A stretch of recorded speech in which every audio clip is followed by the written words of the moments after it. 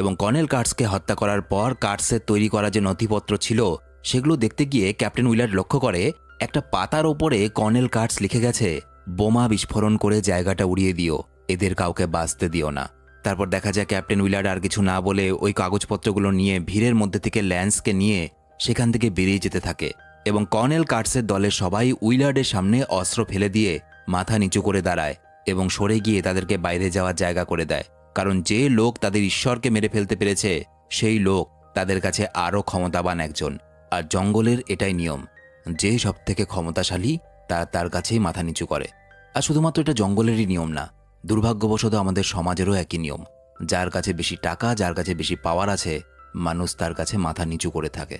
Willard ল্যান্সকে নিয়ে তাদের নৌকায় ফিরে আসে, তবে হেডকোয়ার্টারে তারা আর কোনো খবর দেয় না যে তারা কর্নেল কার্টসকে মেরে ফেলেছে এবং এখানেই মুভিটা শেষ হয়ে যায়।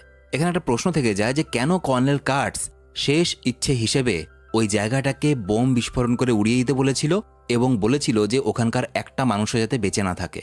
কারণ হলো কর্নেল কার্টস শুধুমাত্র এদের ওপর রাজত্বই করতো না, কর্নেল কার্টসের এদের প্রতি মায়া দয়া ইত্যাদি জন্মে গেছিল এবং সে ভালো করেই জানতো তার আতঙ্ক এখান থেকে যেদিন শেষ হবে সেদিনই আমেরিকার সেনাবাহিনী এসে এই লোকগুলোকে অমানসিকভাবে অত্যাচার করতে শুরু করবে এবং কর্নেল কার্টস চাইতো না যে তার প্রিয়জন বা তার সাথে যারা পাশে দাঁড়িয়েছিল তাদের কোনো রকম অত্যাচার বা নৃশংস নির্যাতন সহ্য করতে না হয়।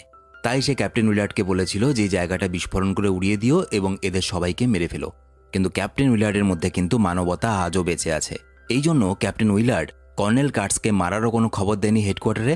এমনকি কর্নেল কার্টস মারা যাওয়ার পর বাকি আদিবাসীদের সঙ্গে কি করা হয়েছে বা বাকি কতজন আদিবাসী আছে বা এদের কোনো রকম কোনো খবর সে কিন্তু হেডকোয়ার্টারে দেয়নি।